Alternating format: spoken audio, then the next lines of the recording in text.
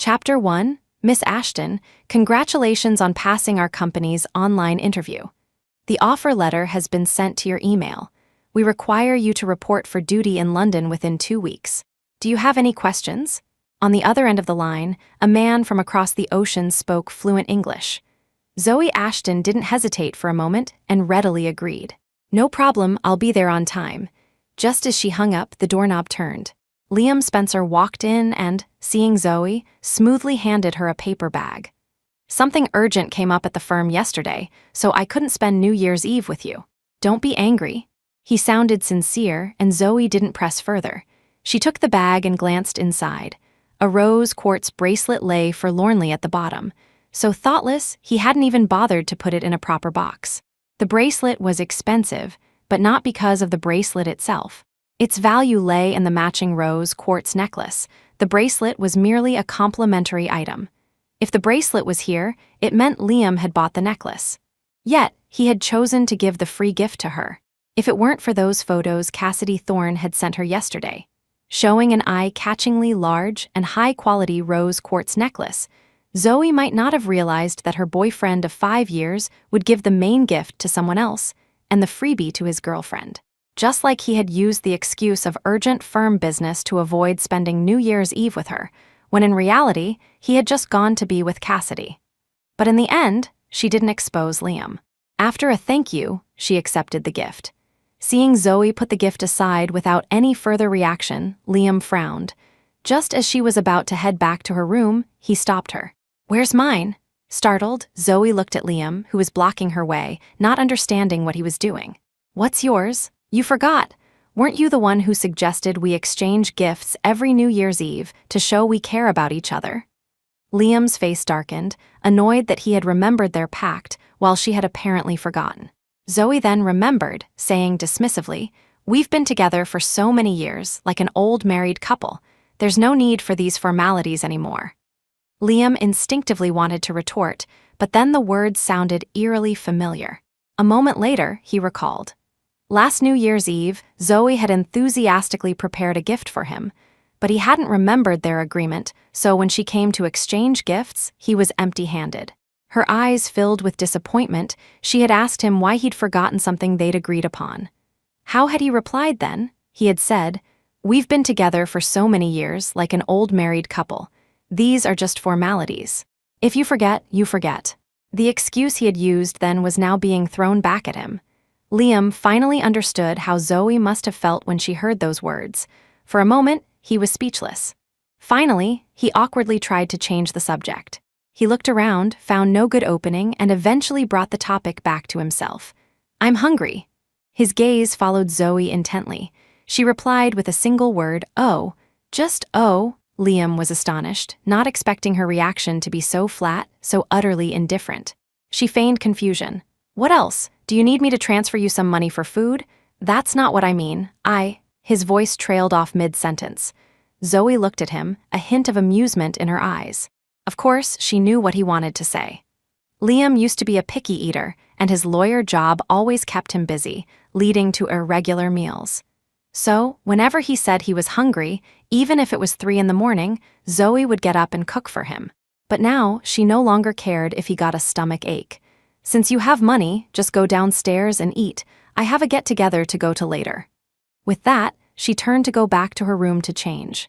But she hadn't taken 2 steps before Liam grabbed her hand. Zoe looked back, meeting his sullen face again. "You're going out this late? What for?" Zoe didn't know what he was suddenly angry about. She tried to pull her hand free but couldn't. Instead, he unconsciously tightened his grip. Feeling the pain in her wrist, she frowned and hissed softly. "Let go, it's just a regular get-together." Still no further explanation, which Liam found hard to accept. "But you've never been like this before." It was true. She would never abandon him for other things. If it were the old Zoe, upon hearing Liam say he was hungry, she would have immediately gone to the kitchen with no thought of going out. But now, she couldn't be bothered. After all, she had already decided to leave him. Chapter 2 that night, Zoe Ashton was truly acting out of character. Only one last guess remained in his mind. "Are you still angry?" "Really, I'm not." Zoe remained calm, her voice even tinged with a bit of helplessness. Her expression didn't seem fake, but Liam Spencer still felt uneasy. Glancing at his watch, he finally conceded. "It's too late now. It's not safe for you to go out alone. I'll go with you." As he said this, he started towards the entryway, but Zoe's impatient voice came from behind him. "No need. I'm meeting friends. It wouldn't be convenient if you came." His movements froze as her words fell. Surprise flickered in his eyes. He hadn't expected her to refuse.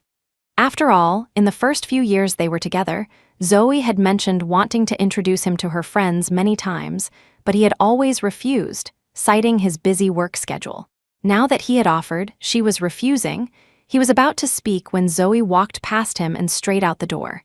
The get-together was at a bar. As Zoe walked in, the few people already in the private room exclaimed in surprise. "Well, look who it is. What wind blew Miss Ashton our way today? I thought you were going to bail on us again with some excuse. Exactly every time we invite you, you say you're busy. We thought you were really going to choose a man over your friends."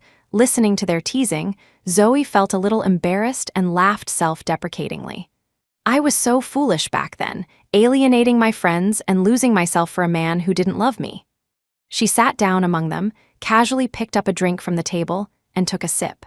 The aroma of the alcohol swirled in her mouth, a hint of nostalgia in her eyes. Actually, she used to enjoy drinking quite a bit, but she had given it up because Liam didn't like it. Liam had always thought they met on a blind date. That wasn't true. Zoe first saw him at her parents' funeral.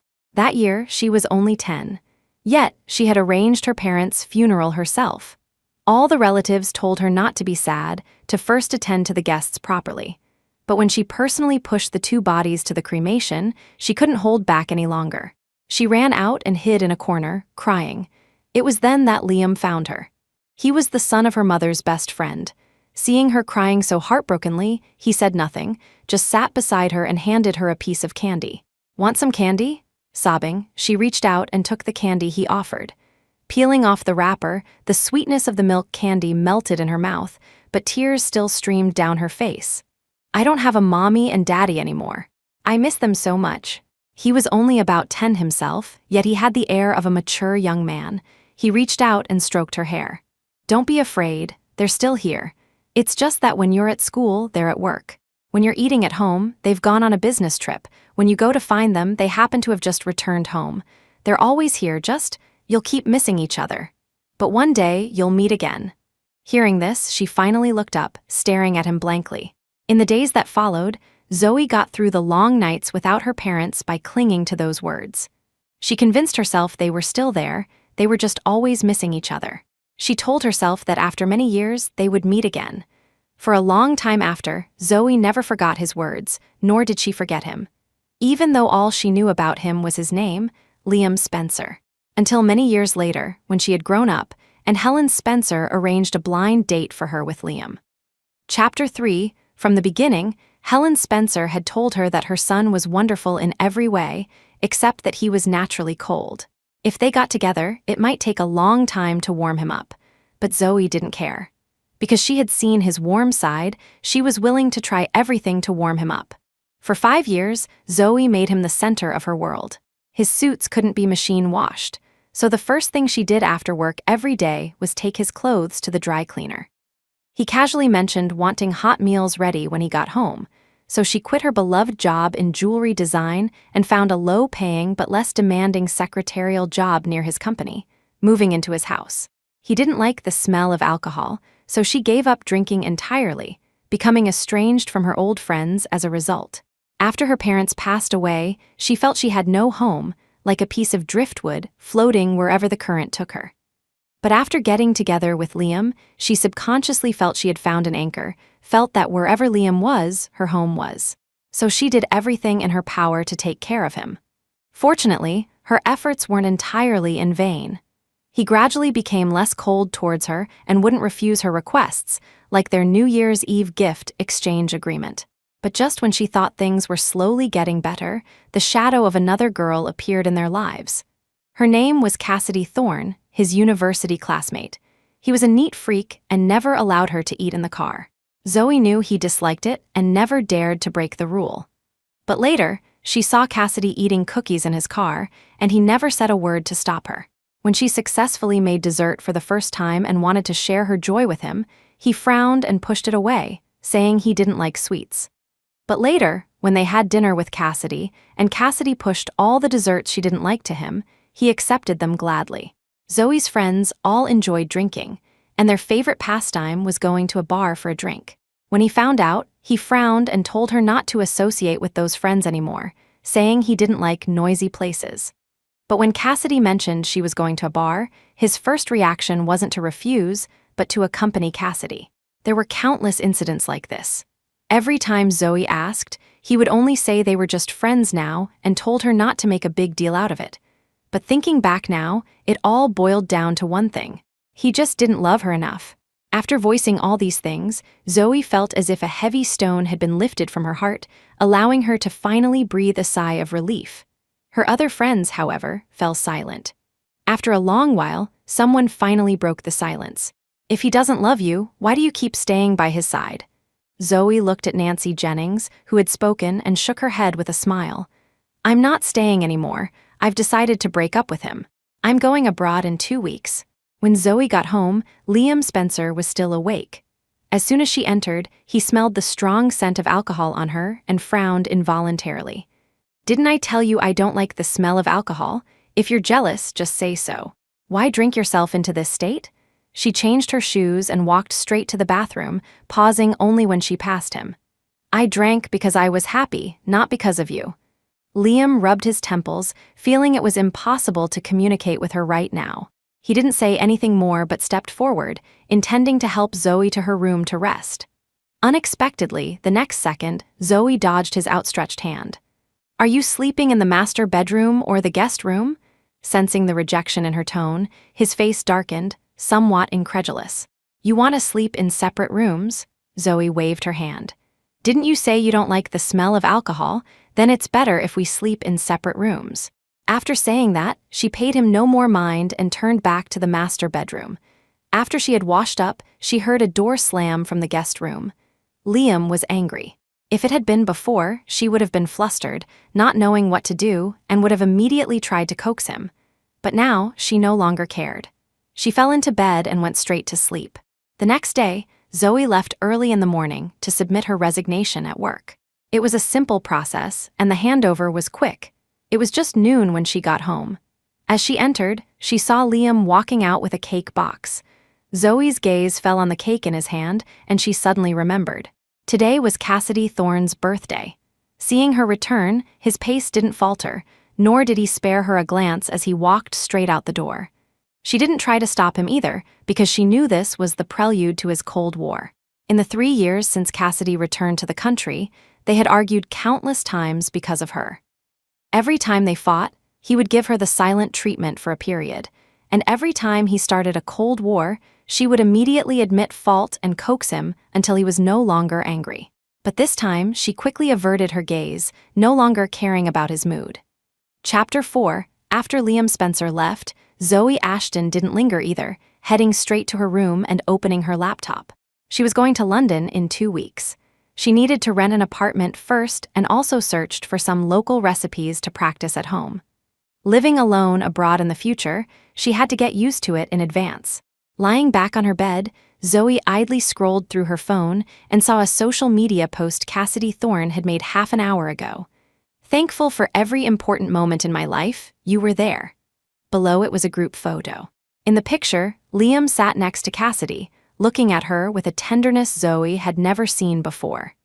Liam and his buddies had all liked the post, and even the first comment was from Liam. "I made you a promise and I'll never break it." His buddies also chimed in with comments, "We're so happy to see you two happy." The comment section was a sea of harmony, shattered only by the last comment. "Stop posting, Zoe will see it and make a fuss again." Zoe had indeed made a fuss initially. At that time, she didn't know Cassidy was Liam's first love, only thinking they were very good friends. So, when she noticed Liam's unusual attention and care towards Cassidy, she had gently reminded him that, after all, they were of the opposite sex, and even as friends, they should be mindful of appearances. It was just a normal reminder, yet he had immediately scowled. "We're all friends, just normal interactions. What's there to be mindful of?" Even his buddies had said, "Don't be so petty, trying to take away your boyfriend's basic right to have friends. That's too fussy."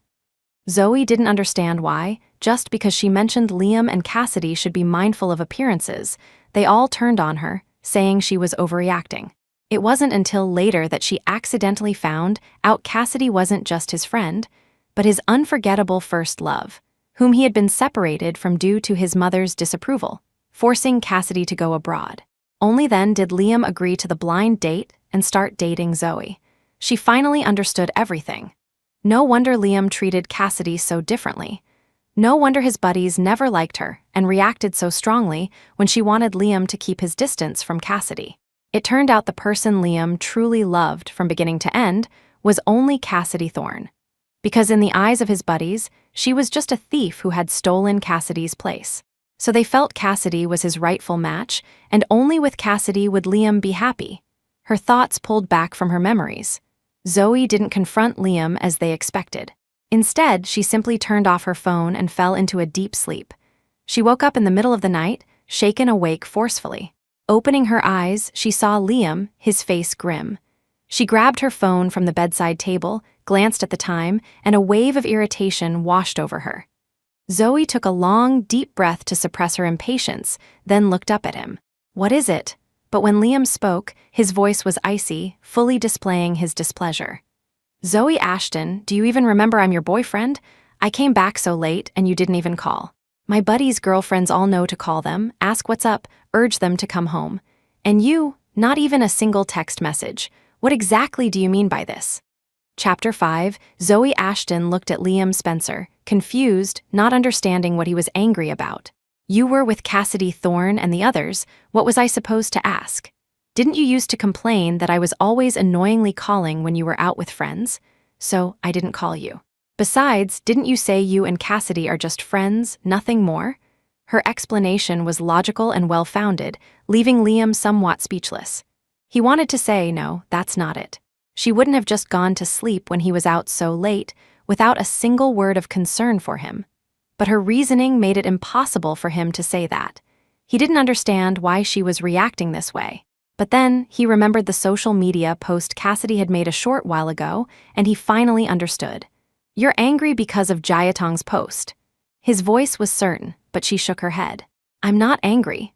Liam breathed a sigh of relief, not taking Zoe's words to heart, thinking she was just being stubborn. The explanation came rushing out. "Jayatong and I have known each other for so many years, it's normal for me to go help her celebrate her birthday. As for the comments under that post, they were just joking around. You don't have to take it seriously." Drowsiness gradually crept back in. She hadn't even listened carefully to his explanation before giving a perfunctory reply. "I know. You should go get some rest. Everything I said is true. You don't need to be angry about this." Liam heard the perfunctory tone in her voice, his patience wearing thin as he tried to explain. Zoe sighed, feeling helpless. She was very tired and really didn't want to continue this standoff with him. "Then, what will it take for you to believe I'm not angry?" She picked up her phone, found Cassidy's post, and liked it right in front of Liam. "Do you believe me now?" Liam fell silent, staring at Zoe, as if trying to ascertain from her face whether she was truly not angry. After a long moment, he conceded. He sat down beside her, reaching out to put an arm around her waist, but Zoe quietly shifted away. A flicker of shock crossed Liam's eyes. He hadn't expected Zoe to reject his closeness, but what followed immediately was the displeasure of being rejected. "Didn't you say you weren't angry?" She closed her eyes, unwilling to look at him anymore, but gave him a reason he had to accept. "It's my period today." His lips pressed tightly together. In the end, he got up without another word and walked out the door. The next morning, when Liam came out, Zoe was already eating breakfast. Seeing there was no portion for him on the table, he asked, "Where's mine?" Without turning her head, she slowly finished her breakfast before explaining, "You hardly ate the breakfasts I prepared for you before. I guess you don't really like my cooking, so I won't make it anymore. If there's anything you want to eat, just go downstairs and buy it yourself." Liam froze, completely unexpected this reason. He always felt Zoe had been very strange lately, but didn't know why. In the end, he could only assume she was still angry because of Cassidy Thorne. When he spoke again, his tone was uncharacteristically softer. "Didn't you always want to go to the amusement park? I'll go with you today. Don't be angry anymore." Having explained countless times that she wasn't angry, Zoe didn't want to continue. Anyway, even if she said it, he would only stick to his own opinion. As for the amusement park, the old Zoe had really wanted to go. She had lost her parents at a young age, and no one had ever taken her to an amusement park. Later, when she was dating Liam, she had mentioned it many times and invited him to go with her. But every time, he would say it was too childish, that those things were for coaxing children, that he was too busy with work and wasn't interested in amusement parks, and would refuse. Recalling the past, this time it was her turn to shake her head. "Forget it, it's just for kids, let's not go." Chapter 6, the reason for refusal was still very familiar to Liam Spencer, but this time he didn't give up. It wasn't until Zoe Ashton finally got annoyed with his pestering that she relented. Since it wasn't the weekend, there weren't many cars on the road. The two of them drove smoothly and quickly reached the amusement park. They bought tickets and had just walked in when a group of very familiar people approached them. It was Cassidy Thorne and Liam's group of friends. The guy at the front, Samuel Taylor, excitedly walked up to Liam as soon as he saw him, greeting him and slinging an arm around him, pulling him forward. "Since we ran into each other, let's hang out together, the more, the merrier." Zoe lagged far behind, out of place with the group ahead. She had no reaction to Samuel's words, but Liam subconsciously glanced back at her. The group acted as if they had just noticed her, offering insincere apologies but still showing no intention of letting Liam go. It was as if they were saying, "If you're not happy, you can just leave." Zoe understood their meaning but didn't get angry. Instead, she smiled. "I'm fine with anything." After all, going to the amusement park wasn't her idea. Getting her approval, Liam breathed a sigh of relief and accepted the suggestion. The group wandered aimlessly, trying whatever seemed interesting. They tried gentle rides and, naturally, thrilling ones too. Throughout, he was surrounded by Cassidy, and naturally, he kept Cassidy protected behind him. Anyone who didn't know better would have thought they were the couple. Yet, ironically, his actual girlfriend, Zoe, walked at the very back, and from beginning to end, never once reminded Liam. When they reached the log flume ride, Cassidy suddenly became excited. "Liam, let's go on that one, okay?" Samuel and the others wouldn't refuse Cassidy's suggestion, so they all looked towards Zoe and Liam. Zoe hadn't expressed any opinion from the start. She wasn't afraid of thrilling rides, nor did she dislike gentle ones. She could accept anything and didn't have any particular favorite. Liam shook his head. "You guys go. I don't like these things, so I won't go." Just as he refused, Cassidy grabbed his sleeve and swayed it coquettishly. "Liam, let's go together, I'll be scared if you're not there." Seeing her pitiful expression, Liam couldn't bring himself to refuse again and agreed. But after saying yes, he subconsciously looked at Zoe again. She remained perfectly calm, showing no reaction, as if she didn't care about anything. Her composure made a sudden unease rise in his heart, but Zoe had already walked towards the staff member selling raincoats. A short while later, she returned empty-handed and shook her head at them. "I asked the staff. The raincoats are sold out." Hearing her say this, Liam hesitated again. Cassidy saw his hesitation and quickly tried to persuade him, "It's okay if there are no raincoats. We can just wipe ourselves dry with a towel after we get wet. Liam, I really want to ride it." In the end, Liam still gave in to her. The group boarded the log flume boat. After securing the safety measures, the boat slowly ascended to the highest point and then rapidly descended under the force of gravity. The huge impact created a large splash of water, crashing down on the people in the boat. The moment the water fell, Liam instinctively pulled open his jacket, firmly shielding Cassidy in his embrace. After one full turn, when they got off the boat, everyone except Cassidy was thoroughly drenched. It wasn't until he saw the soaked Zoe that Liam remembered he had been so focused on protecting Cassidy the whole time that he had completely forgotten about her. He cast an apologetic look at her. She didn't mind, even proactively finding an excuse for him. "It's okay, you were closer to her. It's normal to protect her." Zoe, looking completely unfazed, went to a nearby small shop, bought a towel, and started dabbing at her wet clothes and hair. The next attraction was still Cassidy's suggestion, heading towards the escape room. Soon, under the guidance of the person in charge, the group entered the escape room. They chose a horror-themed one. Cassidy, despite being easily scared, insisted on playing and stuck close to Liam's side as soon as they entered. Zoe took in every move they made, but remained silent and quietly watched as Cassidy occasionally shrieked in fright and was then pulled into Liam's embrace. "Don't be afraid, it's all fake."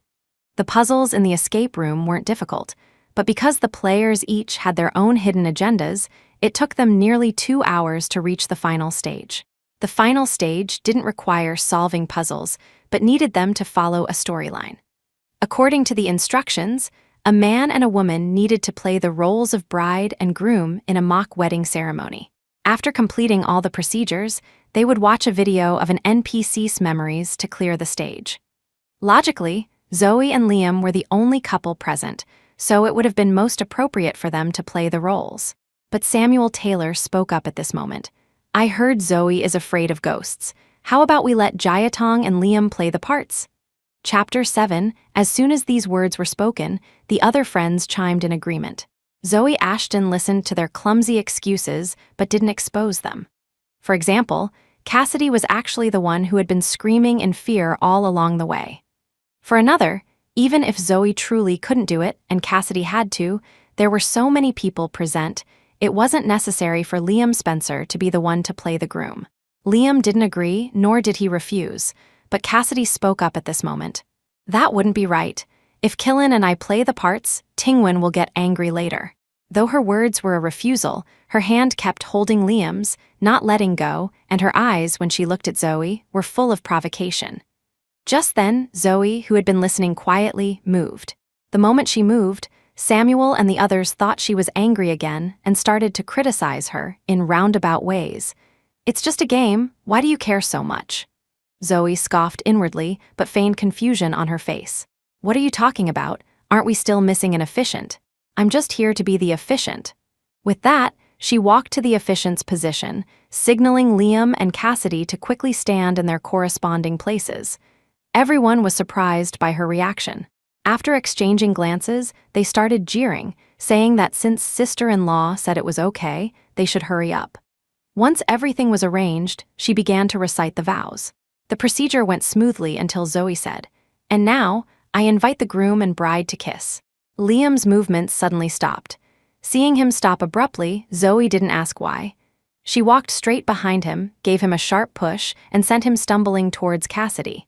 And Liam, stumbling, his lips landed on Cassidy's cheek. As the kiss landed, the curtain behind them began to play a video. From the perspective of the female protagonist, it told the story of how she was deceived by a heartless man, her love misplaced, and died on her wedding day. Her soul, unable to find release, was trapped in this house, becoming a vengeful ghost, vowing to kill all heartless men in the world. Finally, she was moved by the sincere love between the players, let go of her obsession, and Ray entered the cycle of reincarnation. The story ended, and the last door opened. The group emerged from the room, their expressions varying as they thought about the sincere love mentioned in the final video. Only Zoe's expression remained unchanged, seemingly unaffected. "Tingwin, Jayatong and I just now were only—" Liam was about to explain, but Zoe cut him off before he could finish. I know everything. It was just a game." Her expression was calm, but he remembered her final push. "Then, what did you mean by that push at the end? What kind of girlfriend would actively push her boyfriend towards someone else?" He stared intently at Zoe, as if trying to find some clue on her face, but she just smiled. "What else could it mean? I just wanted to clear the game faster and finish." Liam wanted to say more, but Cassidy, who was following behind, suddenly quickened her pace, walked to Liam's side, and took his hand. "Killin, I'm hungry. There's a restaurant up ahead, let's go get something to eat." Seeing Cassidy say she was hungry, Liam subconsciously glanced at the time. It was already lunchtime. They really should eat. He nodded and started walking towards the restaurant. Samuel and the others, seeing this, tactfully waved their hands. "We should head back too. We won't join you. If I don't go back soon, my girlfriend will be looking for me." After saying that, he didn't forget to give Cassidy an ambiguous thumbs up, and after saying goodbye to Liam, turned and walked towards the exit. Zoe, deliberately ignored by everyone, glanced at Liam and Cassidy standing closely together and also spoke up. "You guys go eat. I have some errands to run, so I'll leave first." With that, without looking at their reactions, she walked straight out. Zoe saying she had errands wasn't an excuse. Some time ago, she had applied for a passport, and today was the day she could pick it up. After leaving the amusement park, Zoe took a cab straight to the passport office to collect her passport. After getting her passport, the first thing she did was take a photo and post it on her social media, holding up the passport and her offer letter with a caption. Embarking on a new journey in life visible to everyone, except she had blocked Cassidy Thorne, Liam Spencer, and all his buddies. She had originally just wanted to share her joy, but unexpectedly, 3 days later, she received an unforeseen call. It was from Professor Eleanor Vance, her university mentor who had taught her for 4 years. They hadn't contacted each other since Zoe had given up her beloved career for Liam. Thinking back now, Professor Vance must have been disappointed in her for not fighting for herself. "Professor Vance, why did you suddenly think of calling me?" On the other end of the line, Professor Vance's voice was cheerful. "I heard you're going abroad to pick up design again.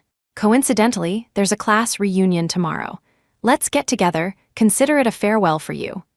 Thinking of her long unseen mentor and classmates, Zoe didn't hesitate and agreed. That night, she went to bed early in the guest room, not even noticing when Liam came back. Chapter 8. The next day, Zoe Ashton left the house and took a cab straight to the address Professor Eleanor Vance had sent her. As soon as she walked into the reserved private room, Professor Vance beckoned her to sit beside her. Since it was a class reunion, even though they hadn't seen each other for years, there was no shortage of topics to discuss. The group ate and chatted, and time passed quickly. Zoe was talking with Professor Vance when her phone suddenly rang. She picked it up and saw it was a call from an intern at Liam Spencer's law firm. As soon as the call connected, the intern's flustered voice came through. "Miss Zoe, Attorney Spencer is having another stomach ache, but I don't know what medicine he needs. What should I do?" Zoe didn't hide anything and directly told the intern the names of the 2 medications he usually took. Then, a rustling sound came from the other end, followed by the intern's voice, tinged with tears. "Miss Zoe, I couldn't find them in the office. Could you please bring them over?" If it had been before, Zoe would have immediately agreed upon hearing the intern's words. But now, she refused without any hesitation. "If you can't find them, just go buy them at a nearby pharmacy or have them delivered. It's very convenient, I won't be coming over." After saying that, she hung up. Seeing this, Professor Vance, who had been silent, asked, "Is that the boyfriend who made you give up everything back then?" Zoe nodded. "Yes, then will he agree to you going abroad?" Professor Vance looked at Zoe, her voice filled with unspoken concern. Zoe had been the top student in her department, loved jewelry design, had talent, and was willing to work hard. She had a bright future ahead of her, but because of a relationship, she willingly gave up jewelry design to wholeheartedly take care of her boyfriend. She was afraid that Zoe would once again give up this hard-won opportunity because her boyfriend disagreed. But to her relief, Zoe quickly shook her head. "It doesn't matter if he agrees or not. I've already decided to break up with him." Unexpectedly, just asking casually yielded such a pleasant surprise. Professor Vance burst out laughing. "Good, that's how a woman should be. How can you give up your future for a man? Zoe, you were the most talented student I ever taught. If you had continued on this path, your future would have been dazzling. It's a pity you made a wrong choice once. This time, you must make a name for yourself." Zoe listened with a faint smile. "I will, because I've learned how to love myself." By the time the class reunion ended and Zoe returned home, it was already very late. She pushed open the door and walked into the living room. When the lights came on, she looked up and saw Liam Spencer sitting on the sofa, his face grim. She was startled at first, but upon recognizing Liam, she frowned unconsciously. "What are you doing here?" Liam, pale-faced, stared intently at Zoe. After a long moment, he finally spoke, but not to answer her question. "Where did you go, coming back so late? Don't you know I had a stomachache today? Why didn't you come find me?" Several questions in a row, enough to express his dissatisfaction. But contrary to his displeasure, she looked at him, her face still only calm. "I didn't come over today, firstly because I genuinely had something to do, and secondly, I'm very far from your office, so there was really no need. It would have been more appropriate for you to have someone buy it or order delivery. Even if I went, I couldn't have helped you." With that, she prepared to leave again. Liam finally couldn't maintain his composure, his voice involuntarily rising. "Zoe Ashton, you weren't like this before." She looked at him faintly. "What was I like before?" Liam's body trembled slightly, and he looked like he was about to become more agitated. Zoe pressed her temples and suddenly reached out to grab him. She spoke, but her words made him feel as if he had fallen into an ice cave. "All right, it's too late and I'm very tired. Calm down, I'm going to bed." Chapter 9, with only 2 days left before her departure, Zoe Ashton deleted and blocked Liam Spencer and all his friends from her contacts and social media. Anyway, she wasn't the one he liked, and the sister-in-law they truly acknowledged was Cassidy Thorne. After she went abroad, there would be no need to contact these people anymore. After deleting her friends, she then went into all the group chats she had once painstakingly joined for Liam's sake and left every single one. Having cleared away everything related to him, Zoe started to pack her luggage. After all, she had lived here for 5 years, and packing up took quite a bit of effort. Fortunately, Liam had said this morning that the law firm had a new case and had rushed out, giving her time to pack. After placing her suitcases by the door and finishing everything, Liam happened to push open the door and walk in. As soon as he entered, he saw the suitcases piled by the door. A sudden ominous premonition rose in his heart. He asked her, "What's all this?" She was a little surprised that Liam had returned so early today, but looking at the suitcases, her expression remained unchanged as she casually found an excuse. "A lot of things are old. I'm planning to replace them. These are things I'm going to throw away." He looked at them doubtfully, but eventually withdrew his gaze. Liam had returned at this time today for other reasons. Thinking about it made his blood boil, and there was a faint hint of fear in his voice. "Why did you suddenly delete me?" Not expecting him to discover he had been deleted so quickly, Zoe then took out her phone, logged out of her account, feigned surprise, and replied, "Oh dear, why did my account log out?" Under Liam's gaze, she fiddled with her phone, logged back into her account, and looked at him apologetically. "You were probably deleted as a friend for the same reason. My account was hacked." Perhaps her acting was too obvious, or perhaps he had noticed her recent strangeness, but he didn't quite believe Zoe's excuse. "Then add me back now. I'll watch you add me." He didn't move an inch, standing firmly in front of her. Zoe had no choice but to pick up her phone and point it at the QR code he showed. Before the information could scan, his phone suddenly rang. The name Jayatong appeared on the screen, and he immediately put his phone away. The call connected. Zoe didn't know what was said on the other end, only saw his expression change slightly. "Jayatong, don't worry, I'm coming over right away." As soon as he finished speaking, he turned and went out the door again. Zoe calmly closed the Add Friend interface. Just as she was about to put her phone away, a trending topic suddenly popped up. The search term was Cassidy Thorne plagiarism. Cassidy Thorne was a popular up-and-coming jewelry designer in recent years, solely because she had participated in a national newcomers competition and won the championship after overcoming many obstacles. But now it was exposed that her most sought-after championship design was plagiarized. Coincidentally, what she had plagiarized was Zoe Ashton's design. No wonder Cassidy had called Liam so urgently just now. Liam was her ex-boyfriend and a lawyer. He would surely be the quickest to help her solve the problem. Unfortunately, plagiarism in the design world was a dead end. Cassidy was digging her own grave, but none of this had anything to do with her. She opened a ticketing app and booked a flight to London for the next day. Now, everything was ready. All she had to do was leave tomorrow. Liam Spencer returned the next morning. He looked hurried. When he saw Zoe Ashton eating breakfast, he hesitated for a moment, but finally spoke. "Tingwen, the design drafts Jayatong released a few days ago were exposed for plagiarism. I've seen the original manuscript. It's the True Love series you posted on your social media 5 years ago. She has already issued a statement saying she didn't plagiarize and that you two have a collaborative relationship. Could you log into your social media and repost it? Help her out this once."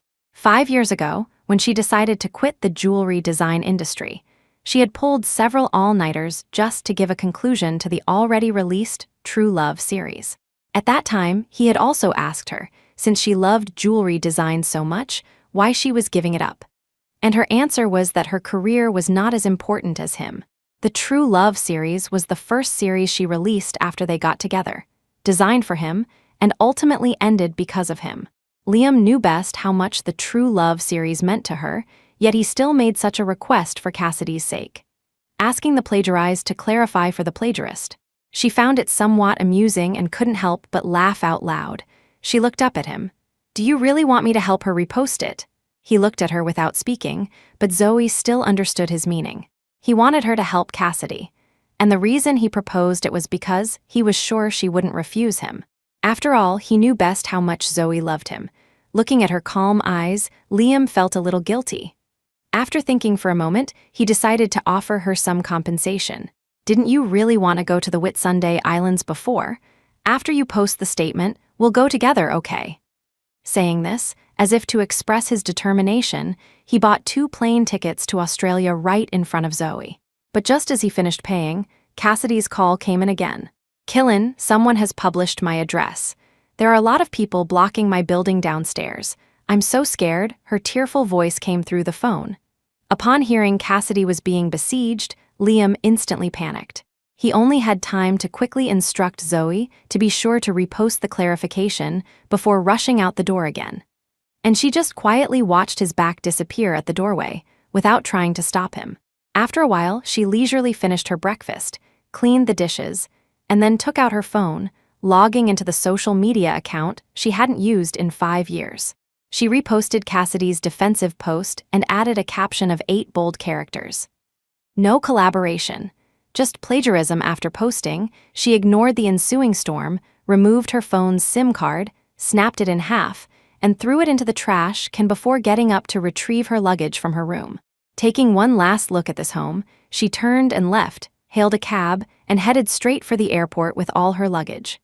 This time, she wouldn't stop for anyone. Chapter 10, the social media post quickly sparked heated discussions. The original creator, stepping forward to name Cassidy Thorne as a plagiarist, made her previous denial and claims of collaborative inspiration, just half an hour earlier, seem utterly ridiculous. Netizens' anger surged, and some extremists even found Cassidy's exact address, painting "Copycat Crook" "Drop Dead" in large, scarlet letters on her front door. At that moment, Liam Spencer was in Cassidy's apartment, comforting her and telling her not to be afraid. "Jayatong, it's okay. I'm a lawyer. I won't let any of these people who exposed your personal information and came here to intimidate you get away with it. They'll pay the price." But his comfort failed to stop Cassidy's tears. Instead, she cried even harder. She pulled up the social media post Zoe Ashton had made a short while ago, accusing her of plagiarism, and threw herself into Liam's arms, her voice full of grievance and fear. "Killin, didn't you say Tingwen promised to help me clarify? Why is she still saying I plagiarized? Is it because she still won't forgive me?" She wept pitifully, a sight that pained Liam deeply. Hearing her say that Zoe had posted, but it was to accuse her, a surge of anger welled up in him. He subconsciously wanted to look for Zoe's contact, but then remembered that yesterday, when he said he'd watch her add him back, Cassidy's call had interrupted, and he hadn't received a friend request since. It was clear she hadn't added him back. Helpless, he could only look for her phone number, but when he dialed, he discovered he had been blocked. Connecting this with the suitcases he had seen piled by the door yesterday, an absurd thought emerged. He forced himself to remain calm and searched through the group chats Zoe had once painstakingly joined to be connected with him, scrolling through the member lists again and again, but he couldn't find that familiar profile picture. He tried every method he could think of to find Zoe, but all ended in failure. Even on her social media platform, he had been blocked. The unease in his heart intensified. He then called Samuel Taylor and the others, not even bothering to pay attention when Cassidy asked him what was wrong. "Can you contact Tingwen?" He got straight to the point, directly stating his purpose. But after asking everyone, the answer was always that they suddenly couldn't reach her. Only then did Liam realize he couldn't find Zoe Ashton. A flicker of confusion crossed his eyes, unsure of what had happened. He subconsciously got up and walked towards the door. Seeing him about to leave, Cassidy instantly panicked. "Killin, where are you going? Don't leave me, I'll be scared alone," the tactic that had always worked before suddenly failed. Liam pushed her away, went straight down to the underground garage, got in his car, and drove directly home. Cassidy didn't dare go out alone. Seeing him leave regardless, she could only slam the door shut in resentment. When she walked to the window, she saw Liam's car speeding away. 20 minutes later, Liam returned home. Pushing open the door, he searched room by room but found no sign of Zoe. Upon closer inspection, it wasn't just Zoe who was missing, but all her luggage as well. He searched the rooms carefully, trying to find any trace of Zoe's presence. In the end, he only found a note on the nightstand in the master bedroom. "Liam Spencer, let's break up." 8 short words, yet they struck Liam's heart like a heavy hammer. Zoe wanted to break up with him, but she clearly loved him so much. How could she bear to let go? Back then, for his sake, she had even given up her favorite jewelry design. Now, just because he asked her to issue a clarifying statement for Cassidy, she had abandoned him. Liam couldn't believe it, yet he had to. Zoe had left so decisively, without giving him any chance to make her stay. He didn't even know where she had gone after leaving. Had she gone to another city or another country? Chapter 11, Liam Spencer stared at the empty room, feeling his own heart hollow out. A wave of sorrow swept over him, relentlessly assailing his sanity.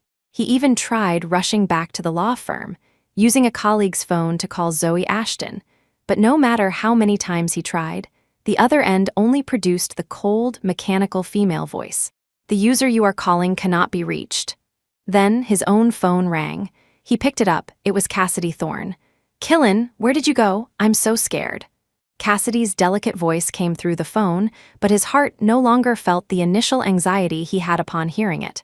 He rubbed his temples, silent for a long time, until low sobs came from the other end. Only then did he speak, his voice weary.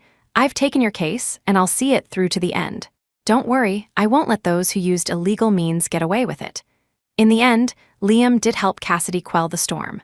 Although he couldn't wash away her reputation for plagiarism, he made an example of those who had published Cassidy's private information and thrown paint on her door by having them detained for a few days. But after this incident, news of Zoe and Liam's breakup spread, or more accurately, news of her silent departure. The moment Samuel Taylor and the others heard about it, they immediately asked Liam out. As soon as he arrived at the bar, they all crowded around him.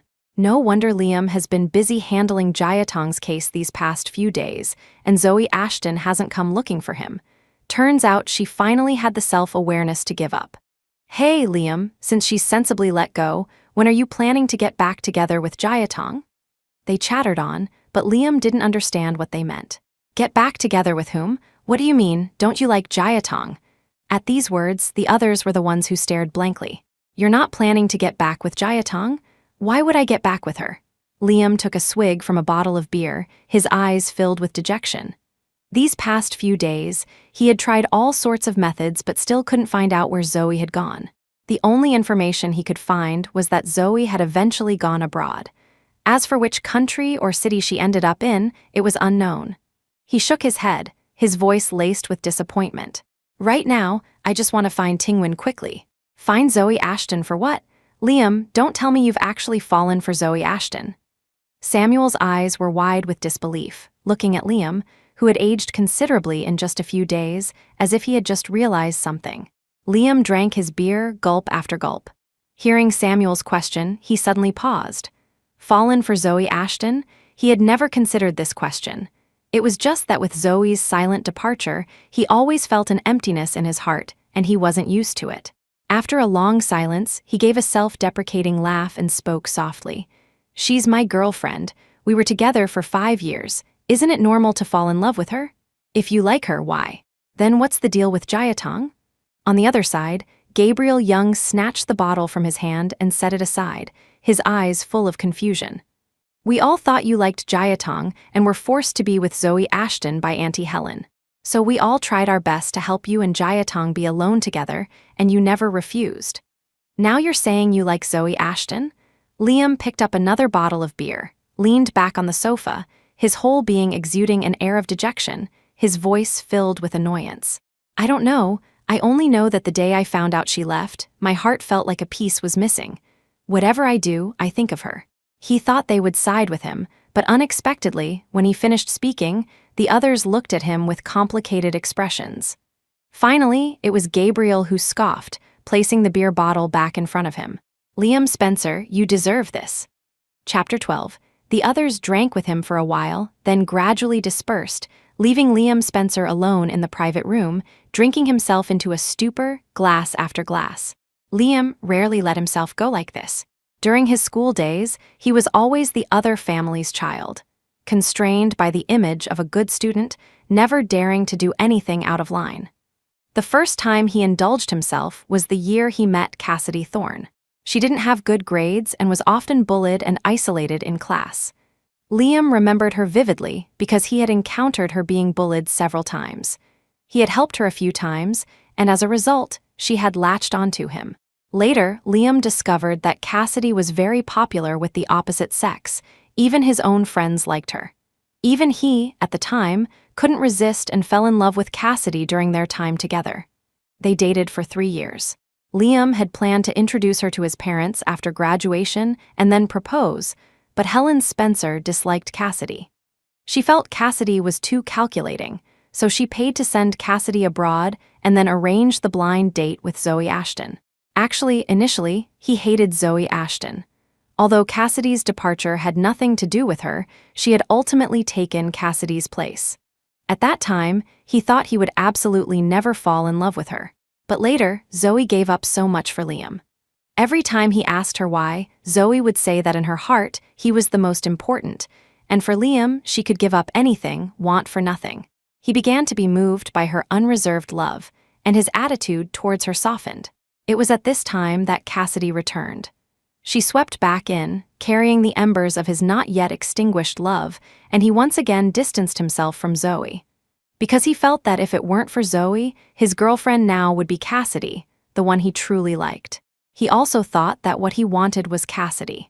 Until later, every time Samuel Taylor and the others egged them on, creating opportunities for him and Cassidy, he didn't refuse, but a resistance began to appear in his heart. At that time, he thought, just one last time, and from then on, he would only treat Cassidy as a friend. He prided himself on being able to do it. Initially, when Zoe started to let him spend time with Cassidy, he really thought he had handled both relationships well. Later, it was his indulgence, wanting to test her limits, but he never expected she would choose to leave at that moment. He couldn't help but think, perhaps, he really did deserve it.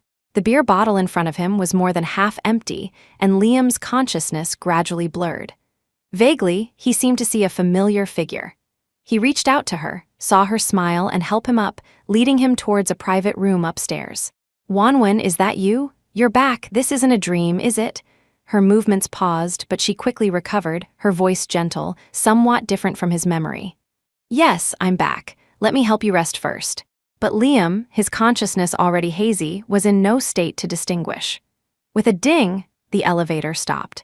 He was helped into a room, and the next second he was placed on the soft, large bed. He fell soundly asleep. Beside the bed, Cassidy Thorne's fingers traced over his closed eyes, finally landing on the buttons of his shirt, a flash of resentment in her eyes. "Liam Spencer, you are mine. I won't let you fall in love with anyone else. In this lifetime, you can only be with me." With that, she removed her own clothes and lay down beside him. Chapter 13, 5 years later. New York City Airport. Zoe Ashton, in a red dress and sunglasses, walked out of the airport. Returning to the land where she had lived for many years, she couldn't help but feel a bit emotional. When she went to London, she had intended to stay there permanently. But after 5 years, she finally understood why London was called a food desert. Fortunately, London also had Chinese supermarkets, and she could cook her own Chinese food, so her life wasn't too difficult. Therefore, upon learning that the company intended to open a branch in her home country, she immediately applied to return with the team. The main group was still behind, not yet out. Zoe pushed her luggage cart and stopped to the side of the exit, waiting for them. Just then, a familiar male voice sounded from behind her, tinged with disbelief. "Wanwen, is that you?" The moment his voice fell, a shadow fell over her. She looked up. Who else could the person before her be but Liam Spencer? After 5 years, he finally saw the person he had dreamed of seeing. His voice trembled and he reached out, wanting to pull her into his embrace. But Zoe's actions were quicker. The moment he reached out, she took a step back. "Mr. Spencer, please show some self-respect." The distant address made Liam freeze, and her retreating motion pained his heart even more. Wanwen, where have you been all these years? I've been looking for you for 5 whole years. I finally found you. Mr. Spencer, where I went is none of your business, nor did I ask you to look for me. Besides, our relationship isn't close enough for you to call me Wanwen. His eyes held a deep affection she couldn't understand. Seeing his eyes instantly turn red, she remained cold and distant. Mr. Spencer, you can call me Miss Ashton. He shook his head, still in disbelief. Wanwen, how could we have no relationship? You're still angry with me, right? I know I was wrong. Can you give me another chance? I promise I won't disappoint you this time. Zoe sighed helplessly, for the first time understanding what it meant to talk to a brick wall. Liam Spencer, are you incapable of understanding plain English? I'm angry with you. Angry about what? Have you forgotten we broke up 5 years ago? Give you another chance. Liam Spencer, on what grounds? Zoe, are you ready? We should go. During the entanglement, the others had already reached the exit. Looking back, they saw Zoe still lingering and reminded her. Hearing this, Zoe pushed her luggage cart past Liam. I have things to do. I don't have time to get entangled with you here. Excuse me. With that, without looking at his reaction, she quickened her pace and left with her luggage. Liam wanted to chase after her, but was stopped by a hand reaching out from beside him. She doesn't seem to want anything to do with you. Sir, persistent pestering isn't what a gentleman does. The man's voice was gentle, but Liam frowned. This is between her and me. Who are you, and what right do you have to meddle in our affairs? On the grounds that I am her boyfriend. A sarcastic and disdainful smile touched the corners of the man's lips. Someone is harassing my girlfriend. Mr. Lawyer, you tell me, if I'm not qualified to intervene, who is? Liam detected the hostility in his words, but remained noncommittal about him being her boyfriend. After all, when Zoe left just now, she clearly had no intention of waiting for anyone. The person she likes is me. His tone was confident, but as soon as he finished speaking, the man in front of him laughed out loud. I don't know where some people get such thick skin. You're just a thing of the past, and I am her present. And you're telling me she likes you. Perhaps she did like you once. But since certain people have already chosen someone else, why bother pestering her now? Chapter 14. Liam Spencer didn't want to believe it, but the man spoke with such conviction, even recounting details of his and Zoe Ashton's past as if they were common knowledge, that unease began to stir in his heart. Had Zoe really fallen for someone else? But she had loved him so much. How could she so easily fall for another? He looked at the man before him, his lips pressed tightly together. After a long moment, he spoke reluctantly. I won't give up on her. No matter who you are, don't even think about snatching her away from me. My name is Julian Kingsley. You're welcome to try. Julian Kingsley raised an eyebrow slightly, completely unfazed by his harsh words, finding them merely amusing. Snatch her away from him? What a joke. Zoe had already left him proactively 5 years ago, and he was still lost in the dreams of the past, thinking she was still his possession. He looked at Liam as if observing a buffoon, scanned him up and down, then slowly walked in the direction Zoe had left. Liam, left standing there, felt his face flush red then turn pale. Julian Kingsley, the sole heir to the Kingsley Group, one of New York's wealthiest families. He and Zoe were worlds apart. How could they possibly know each other? Besides, wasn't that Julian Kingsley rumored to have a foreign girlfriend? How could his girlfriend be Zoe? Wasn't he deceiving her? He clenched his fists, anger surging in his heart as he watched Julian's retreating back. He would definitely find Zoe and expose Julian's true colors. He wouldn't let his scheme succeed. Zoe knew that since she and Liam were both in New York, they were bound to meet. However, she hadn't expected New York to be this small. Liam's law firm actually had a partnership with the legal department of DW's domestic branch. Fortunately, she was in charge of the jewelry design department and generally wouldn't have much contact with legal affairs. So, when she saw that the legal representative was Liam, she was only surprised for a moment and didn't pay too much attention. Until just after lunch, she saw a bouquet of fiery red roses on her desk. A colleague who returned with her exclaimed, "Wow, Zoe, your man is quite romantic." But when the colleague looked back at Zoe, she noticed there wasn't a hint of happiness on her face. Zoe didn't even hesitate before throwing the bouquet straight into the trash can. Such beautiful flowers, why throw them away? The colleague looked at the roses in the trash, a little regretful. Zoe, however, smiled. If my boyfriend saw them, he'd get jealous. You know how it is, young Master Kingsley gets jealous easily. Hearing her words, the colleague realized the flowers weren't from Julian Kingsley.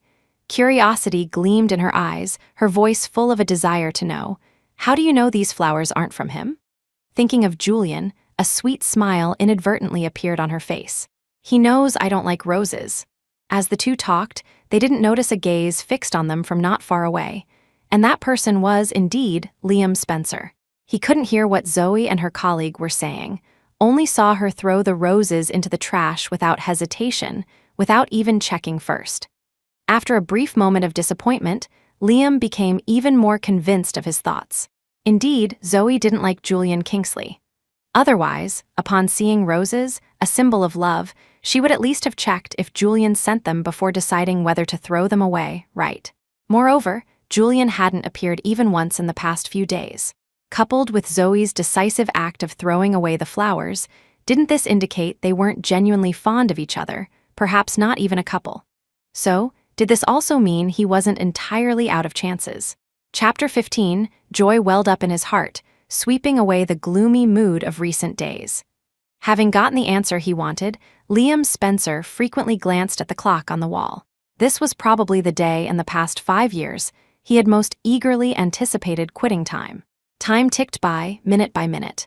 Finally, when it was time to get off work, Liam quickly went downstairs and waited by Zoe Ashton's car. 10 minutes later, Zoe, having packed her things and ready to go home, saw Liam waiting by her car. When he saw her approaching, the smile on his face could no longer be hidden. "Wanwen, do you have time today? My mom heard you're back in the country and has been really wanting to see you." Zoe had initially planned to leave directly, but her movements paused when he mentioned Helen Spencer. Although she and Liam had broken up, Helen had been reasonably good to her during their 5 years together. It wouldn't hurt to pay her a visit. "I'll visit when I have time." With that said, she got into her car. As the car started, he still wouldn't leave.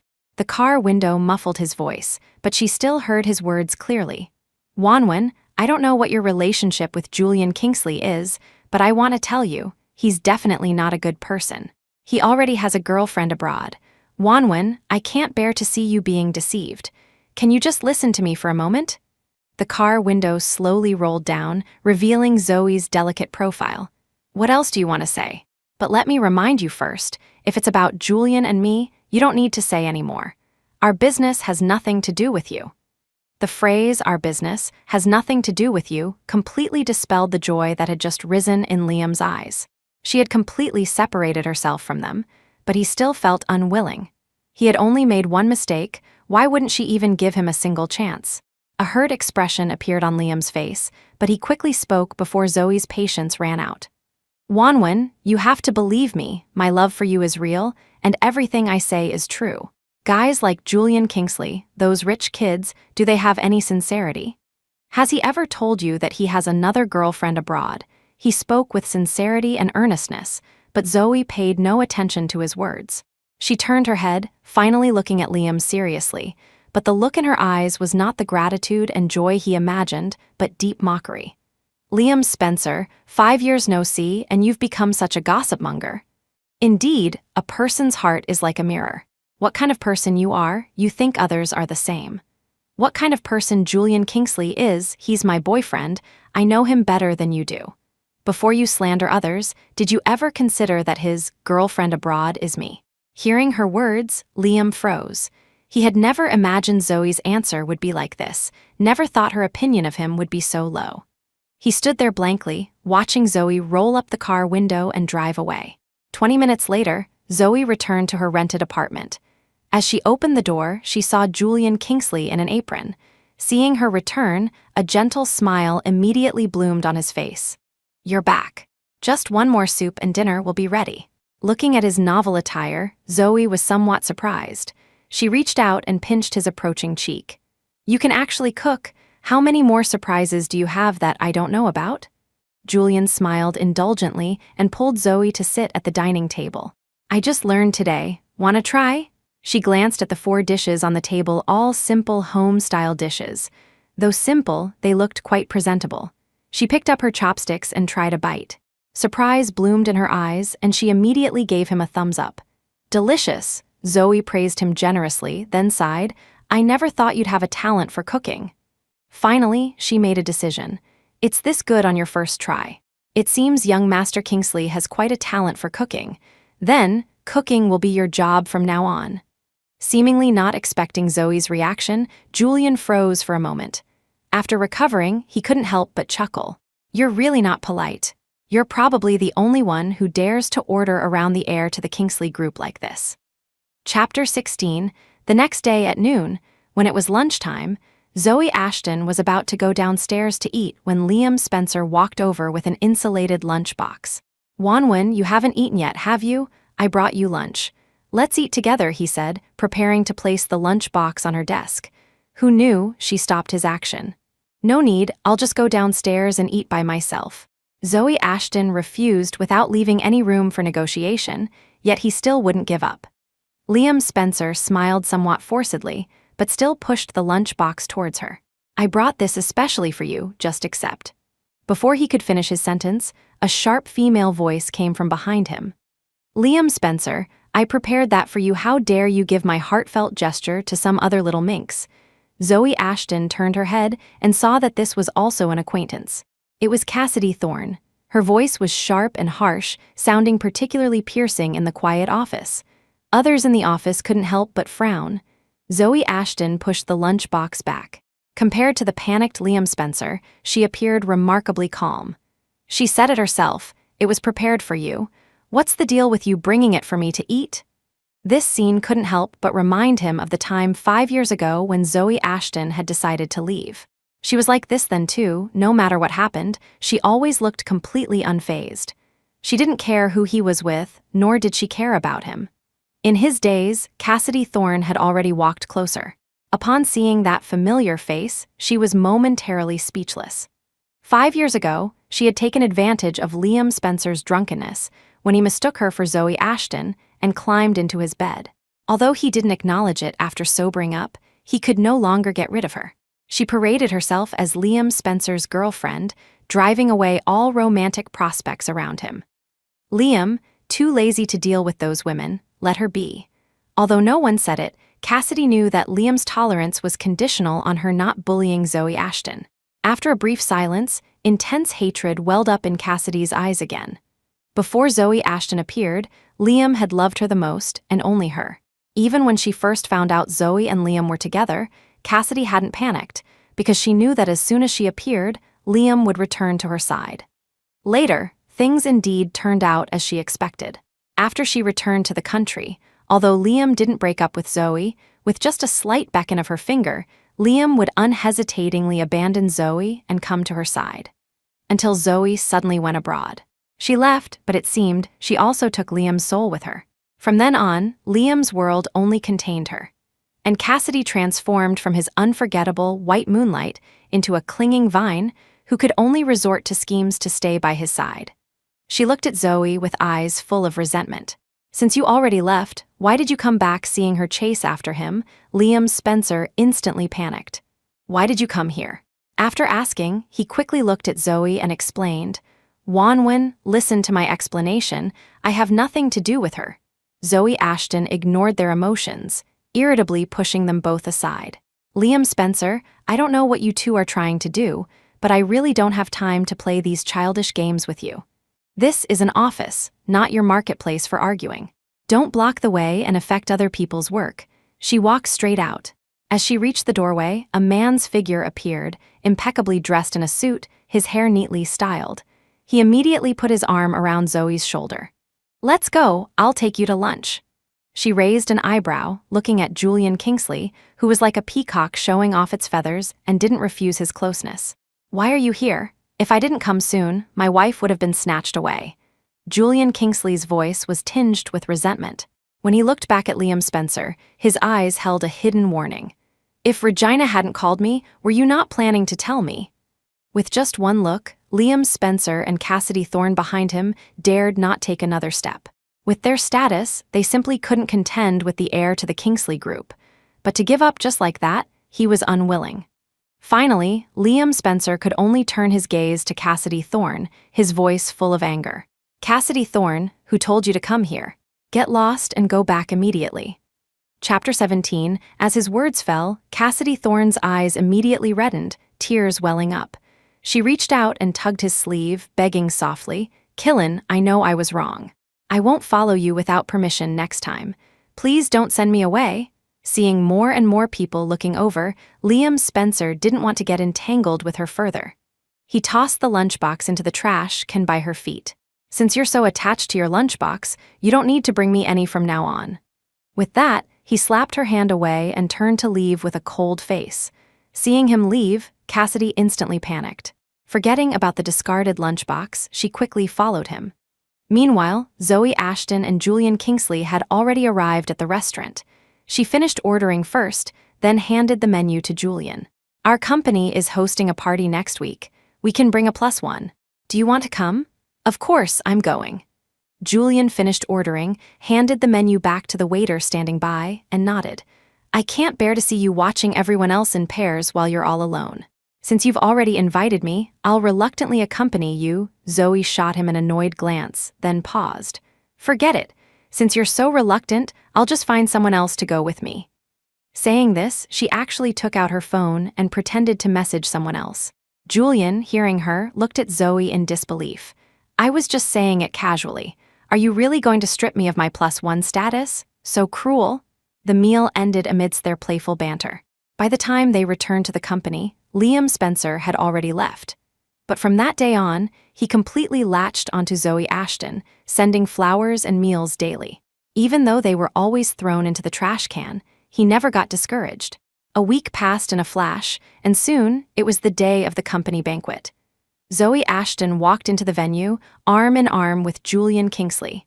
As soon as they entered, many people came over, holding wine glasses. After exchanging a few pleasantries with everyone, she suddenly regretted bringing him. Apart from some business owners in the industry, although everyone greeted her first, 9 out of 10 were there for Julian. Zoe didn't particularly enjoy dealing with these business social obligations, but those people always liked to use her as an entry point. The result was that what should have been Julian's social event ended up being most tiring for Zoe. Half an hour later, Zoe rubbed her cheeks, which were almost stiff from smiling, and glared at Julian. "You handle them yourself. I need to go rest for a bit." Zoe took a small piece of cake, found a corner to sit down, and ate it in small bites. Before she could finish the small cake, an unwelcome sight appeared before her. "Wanwen, why are you here all alone?"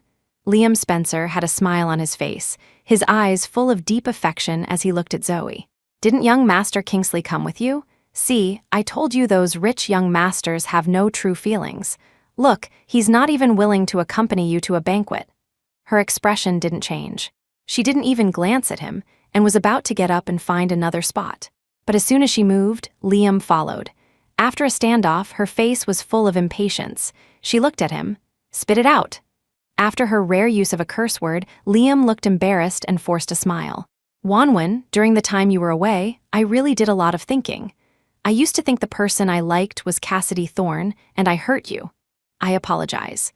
But in the 5 years after you left, I realized that the pain of losing you was far more severe than when Cassidy left. I then realized, Wanwen, that I had actually fallen in love with you long ago. My feelings for Cassidy were just a lingering obsession from the past. Wanwen, can you give me another chance to make amends?" Chapter 18, he spoke with such sincerity that if Zoe Ashton hadn't personally experienced that period, she might have actually chosen to forgive him. But now she gave him a cold glance, her words equally ruthless. "No. You say you only later realized your feelings for Cassidy Thorne were just an obsession. Who knows if you'll later say the same about me? If a person can't even recognize their own heart, why should I believe your promises?" With every word Zoe spoke, Liam Spencer felt his heart grow colder, until only a weak defense remained. "Wanwen, I'm not lying to you, really. During the time you were gone, every day felt worse than death. Wanwen, I can't live without you." In the distance, Julian Kingsley, who had been caught up in conversation, noticed the situation here. He apologetically interrupted the person he was speaking to, gestured towards Zoe's direction, and said, "Sorry, I have something to attend to, so I won't keep you company." Seeing the man who had been persistently bothering Zoe, those people nodded understandingly and let him go. Julian quickened his pace towards the corner, but suddenly noticed a furtive figure. Dressed as a waitress, she walked slowly towards Zoe with her head lowered, her face obscured, only identifiable as a woman. In an instant, an ominous premonition rose in his heart. And in the corner, due to the confrontation, Zoe still had her back to the woman, completely unaware of the danger. Julian broke into a run, but due to the distance, he was still a few steps behind the person. At that moment, the woman pulled out a knife from her clothes and lunged fiercely at Zoe. "Zoe Ashton, go to hell!" The moment the voice sounded, Liam looked up and saw the knife-wielding woman. The dagger was already nearing Zoe. Instantly, his pupils constricted, his eyes wide with fury. Without thinking, he grabbed Zoe and switched places with her. The next second, the sound of a dagger piercing flesh and a man's muffled groan echoed in her ears. Blood exploded before her eyes. At that moment, Zoe's mind went blank, losing the ability to react. Liam's full weight pressed down on her, making her unsteady.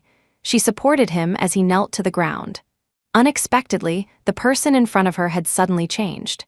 The knife-wielding woman only froze for a moment before raising the knife again, intending to stab Zoe. But this time, before she could make a move, a powerful force struck her wrist. The pain in her wrist shot to her brain.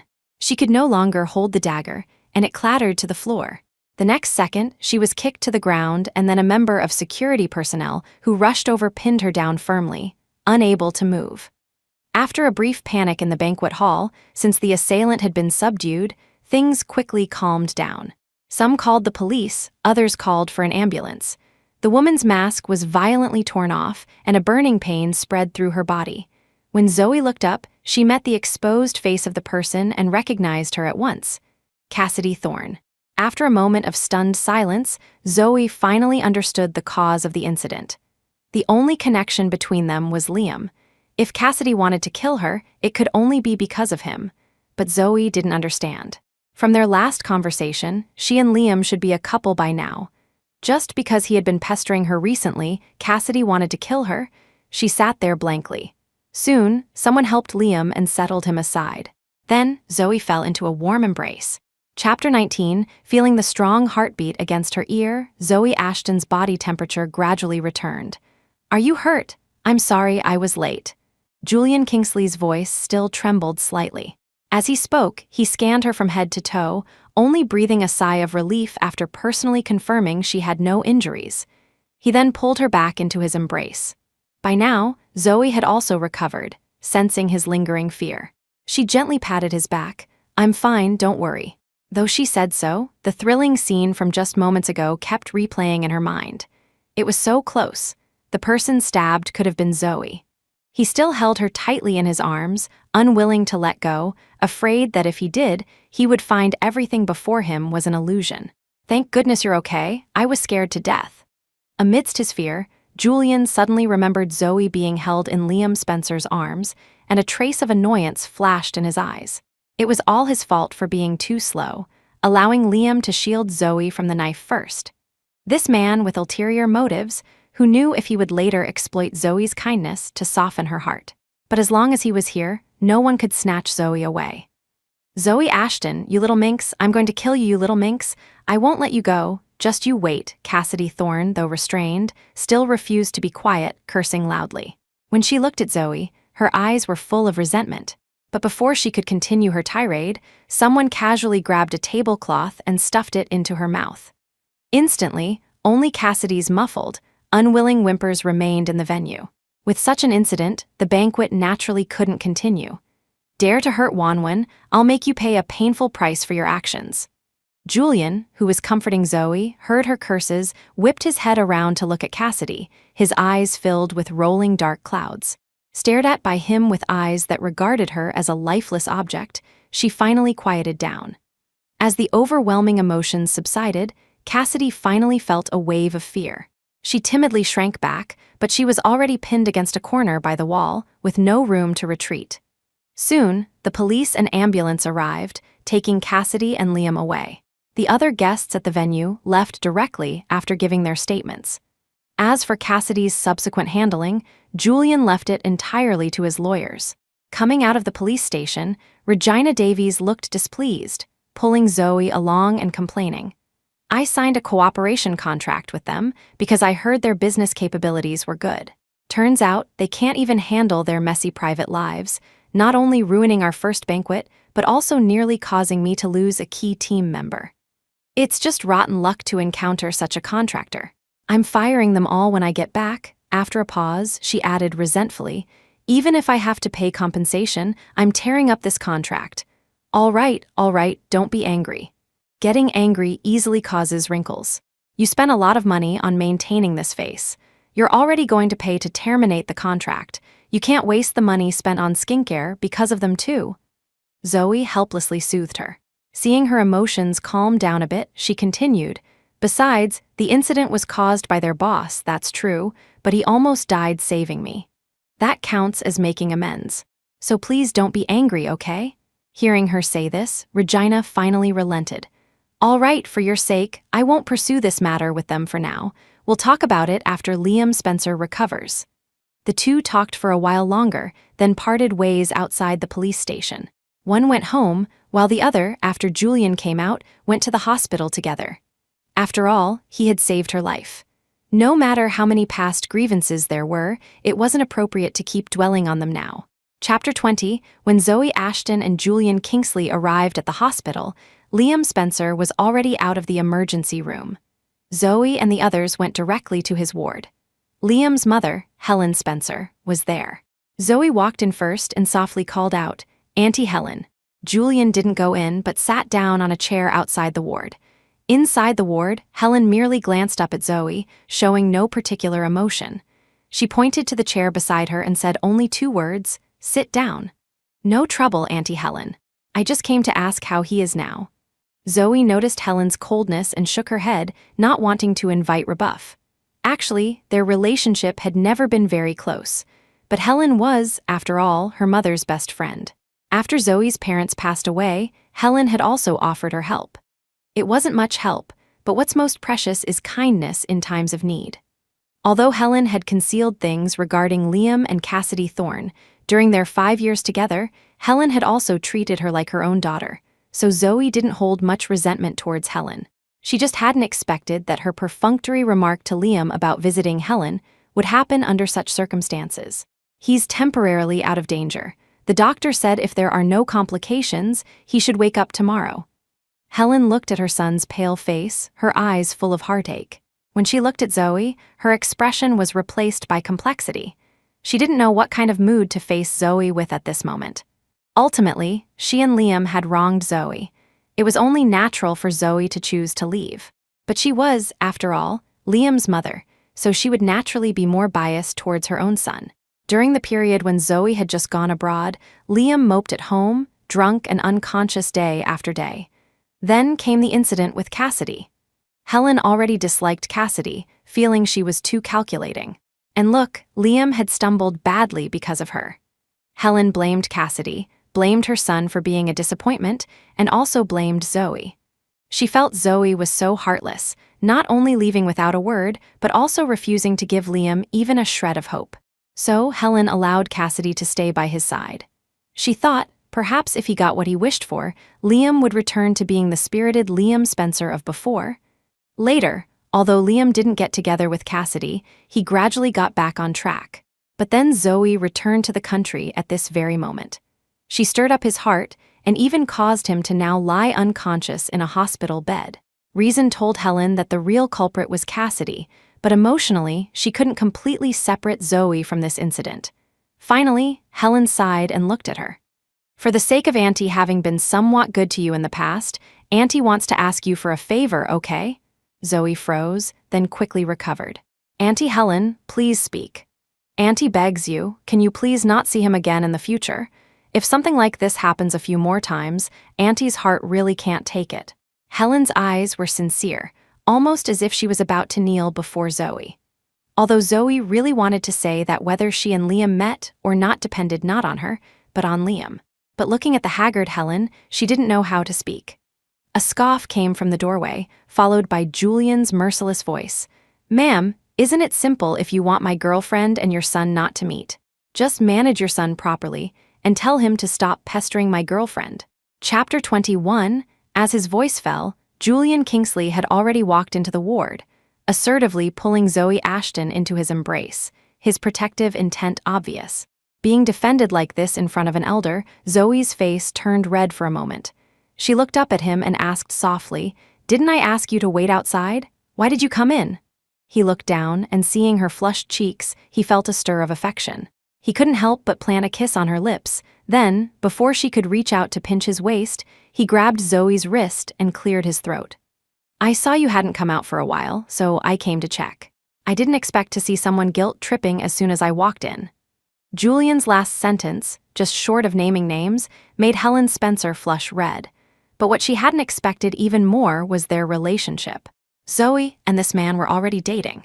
Once this thought emerged, Helen's contempt for her son intensified. He didn't cherish her, and after driving her away, he started missing her obsessively, pestering her relentlessly, even though Zoe already had a boyfriend. His words left her speechless, but after all, the person lying in bed was her son. In the end, she forced a smile and said, "I'll be mindful." The conversation ended, and Zoe had no intention of staying longer. She took Julian's hand and walked out. The two walked without stopping until they were out of the hospital. Julian suddenly stopped, causing Zoe to stop as well. She turned her head and looked at him curiously. "What's wrong?" "Nothing, just that my girlfriend is too charming. It's causing me a bit of trouble." He feigned a sigh, and before she could get embarrassed and angry, he continued, "Girlfriend, when are you planning to give me a promotion?" Zoe froze, then her face turned slightly red. "Depends on my mood. Whenever I'm in a good mood, I'll promote you." "Then, when will Wanwan's mood be better?" Hearing the playful teasing in her voice, Julian, forgetting that his initial intention was just to cheer Zoe up a bit, brazenly continued to ask. She shot him a playfully annoyed look, but still didn't give a precise answer. "We'll see how you behave." Liam Spencer woke up on the evening of the third day. It was a little later than the doctor had predicted. Helen Spencer had been so nervous, she almost pressed the call bell every half hour. Finally, it was only after the doctor repeatedly assured her that his vital signs were all normal and he would be fine that Helen's anxiety lessened. But the doctor was also quite understanding. After all, the stab wound was near the chest cavity. If the assailant's original target hadn't been shorter than Liam, the knife could have gone straight into his heart. And because there was no doctor at the scene of the crime and no timely treatment, when Liam was sent to the hospital for emergency rescue, he almost received a critical condition notice. But fortunately, he was lucky enough to survive the surgery. His post-operative vital signs were also very stable. Although he woke up a little late, at least his life was not in danger. However, after waking up, apart from initially looking around and asking about Zoe when he only saw Helen, and learning that she had only come to see him briefly on the first day and then left, Liam showed no further reaction. At first, Helen didn't pay much attention. It was normal to have little strength after just waking up from a serious injury. It wasn't until days passed and he still maintained that listless, half-dead appearance that Helen began to panic. "Killin, what's wrong with you? Don't scare Mom." Chapter 22. Just as Helen Spencer was about to press the call button again in panic, her hand was suddenly grabbed. She looked down and saw Liam Spencer's eyes, full of hope. "Mom, can you help me?" As soon as these words came out, Helen had a vague, ominous premonition, and his next words further confirmed her fears. "Mom, can you ask Wanwan to come see me once? You were so good to her before, she'll definitely listen to you." Hearing it was about this, Helen felt a surge of anger and refused him outright. "No, Killin, you two are in the past. Isn't it better to let the past be the past? She has her new life, and you should start yours too. Didn't you dislike her before? She's not the only woman in the world. Why do you have to make yourself like this?" She spoke earnestly, hoping Liam would listen to her advice and let go of the past. When Liam was still desperate over Cassidy Thorne, she had ways to make him let go and accept others. Helen believed it was the same now. As long as there was enough time, Liam would eventually let go of Zoe Ashton one day.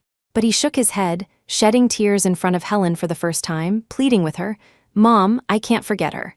Without her, I'll die." Even though Helen told him that Zoe, apart from coming to see him once with Julian Kingsley on the first day, had shown no concern for his condition since, Liam still didn't regret taking that knife for her that day. However painful the dagger plunging into his chest was, he was equally glad. Fortunately, the one who took that blow was him, not Zoe. And Liam wanted to believe, no matter how much she didn't want to see him before this, given Zoe's personality, she would never be so heartless as to only visit him once and not even confirm he was out of danger and awake. And if she did so, there could only be one reason. Helen had told her not to come see him anymore. Helen thought his feelings for Zoe were the same as his feelings for Cassidy, that as long as they didn't see each other, he would eventually let go. But Liam himself knew that wasn't true. People say that in moments of life and death, one sees one's feelings most clearly. And in that moment, Liam was undeniably certain. He loved Zoe, fearless of life or death. This was a feeling he had never experienced when he was with Cassidy. He wouldn't forget Zoe, nor could he let her go. Her name was already etched into his bones, unforgettable in this lifetime. He only knew that without Zoe, he would die. But looking at Liam like this, Helen only felt he was a lost cause. Liam Spencer, wake up, she already has a boyfriend, so what if you meet? She and her boyfriend are very much in love. She won't come back for you. Helen's words failed to awaken Liam's reason. He still looked at Helen with pleading eyes. Mom, just this once, let me see her once, just once is enough. She hardened her heart, refusing to look or listen to his pleas, silently deadlocked with him.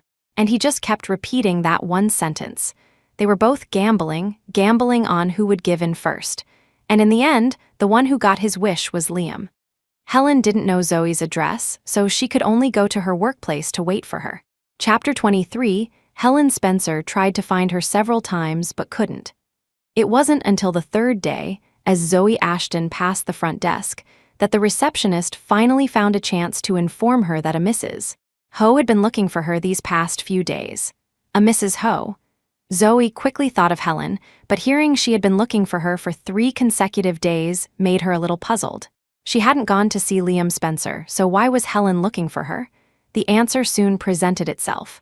Looking at Helen, whose face was etched with guilt, Zoe didn't bother with pleasantries and asked directly, Auntie Helen, is there something you need from me? Can you go see Killen? He's not doing well. Seeing Zoe ask directly without any small talk, Helen knew she had probably guessed she was here about Liam, so she didn't hide it. But after saying that, she quickly added, Tingwin, I know I spoke a bit harshly to you last time. Auntie apologizes. Please don't hold it against Auntie. Just once, just this once, and I'll never bother you again. Helen initially thought that by apologizing, Zoe wouldn't dwell on the previous incident and would naturally agree to see Liam. Unexpectedly, Zoe directly shook her head. Auntie Helen, you were the one who requested I not see him. I agreed back then, and I will honor that. Besides, even without that agreement, I don't have much time recently. Helen's expression stiffened slightly. Hearing her last sentence, she subconsciously replied, Is something wrong?